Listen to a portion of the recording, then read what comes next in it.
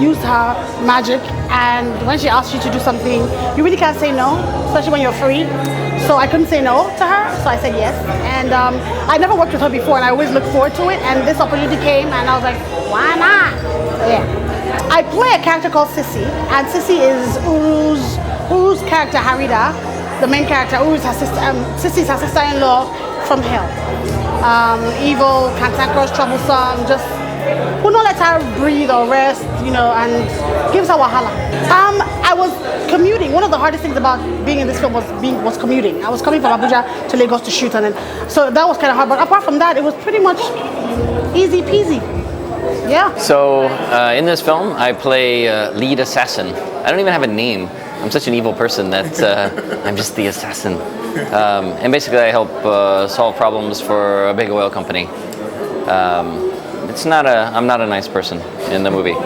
In reality, I'm actually a nice person, but in the film, I play somebody that solves problems in kind of evil ways.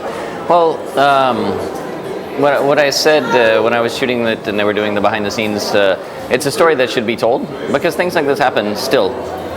You know, you hear about this in the news occasionally in the past about oil companies doing things that they shouldn't be doing. But this movie actually like brings it like to reality. You actually see like what's happening and what these companies are doing.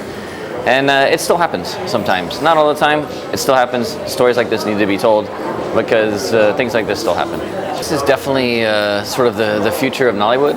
You know, Uru, you know, she's Nigerian, but she was in the UK. She trained in the UK. I think she's done classes in the US. Really, she's helping to push the art of filmmaking. And you know, I've seen even like the 2 years that I've been in Nigeria, I've seen like the bar is raising. It's going up and up and up. People are just, they're getting better at making the films. They're getting trained overseas. They're learning more. They're coming back and bringing that knowledge. So it's really helping to advance the art. Well, I'm the big boss. I know when people hear the name Victor Olaotan, it's synonymous with the big boss. But this time, he's not the good guy. He's the bad guy. And I kind of like that because I'm tired of being typecast for the good guy, the one that everybody trample on and he takes the bullshit. This time, he's not taking it from anybody. Took care of business, even put his son in his place. And I like that. I like that twist in the impression people have about Victor Olaotan as an actor. And I'm hoping for more roles like that. And it was a little challenging at first, but I was able to, you know, get myself to the role, and I think it's a fantastic story.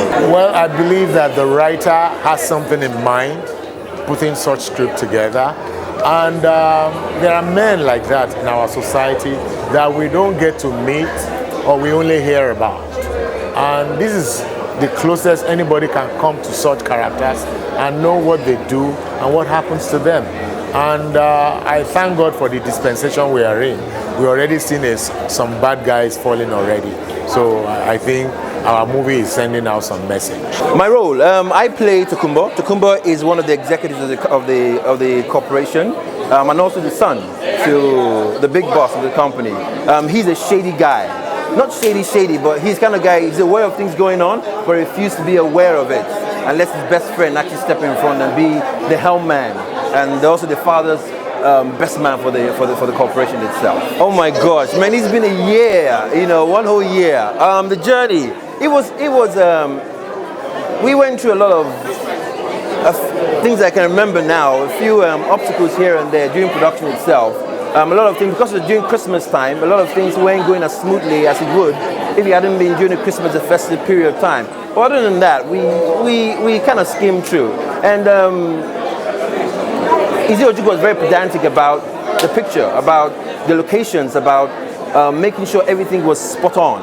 You know, so I actually look at that, and now I'm looking forward to actually seeing what the finished film looks like. I expect to see a great film. Great film, great production value, and also a lesson as well. I mean, we're in a time when we have a new president that's actually tackling corruption. This film is about corruption as well, about a certain aspect that actually people have actually ignored. about certain villages and all that thing disappearing where the oil is. So it's something to actually learn and understand and try and at least see what they can do to make sure things don't really keep on happening in that sector of Nigeria. Now, well, why did I take the role? I think first of all, it was awesome to play a husband to the beautiful Uru Eke. Who would turn that down? On a more serious note, I think I read the story and I thought it was one of the most beautifully written scripts I'd ever read, and I thought I couldn't miss it. The script, the actors. I mean, talk about a person who is so intense, doesn't even have to raise his voice, and talk about the person who plays a soundtrack when you are rehearsing a scene. Never seen that before. He just put everything out. We didn't have to say words. We just showed what we felt, and it was wonderful. Why did I take it? Obviously, beautiful actors. Anthony Monjaro, Eyinna Nwigwe, also the great Ukeje. A lot of beautiful people in the film. It was too good to miss. And of course, it's a beautiful story. The story centers around what we're struggling with in Nigeria. At least one of them. People have talked about the Niger Delta, the environmental degradation that oil exploration has brought, irresponsible oil exploration, how it's affected people's health and their livelihoods. Some people have even died because of it. There have been conspiracy theories of people being killed because of them crying out and fighting and activism around big business, big oil. And of course, it's a story that we're familiar with. I went to the Niger Delta. I went to Bayelsa and I saw the destruction and the waste there. I saw how people would bathe in a water that is so oily and has grime all over it, and then they would still cook with the same water. I mean, it was heartbreaking. And to finally see one story that at least looks at the rights of the poor to decent living, and how it is immoral for big business to exploit the poor, to exploit the poor for profit. It was a story I wanted to be a part of. I got involved in this film for many different reasons. Firstly, Uru Eke is a personal friend, and that leans you into wanting to pick a project based on relationships. Secondly, because the script was good.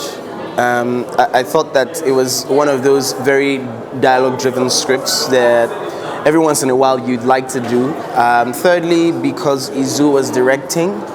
I worked with Izu last in 2007, so this was the second chance to do something together. And finally, because the ensemble was pretty interesting, and I thought that we'll be able to, do our best to make it happen. It speaks a lot about displacements, corporate invasions, for lack of a better way to put it, and the extremities to which people would go, to get what they want. And you take a look at what's happening in the country. With the change of power, there's a lot of displacements going on as well. Some necessary, some you're still trying to understand. With our insurgents, all the displacements going on with people on that front, you just find that it's a good film, first of all, because it's outside of comedy, it's outside of romance, which are genres that we enjoy in Nigeria, and which numbers tell you are the better films to make or better genres to make.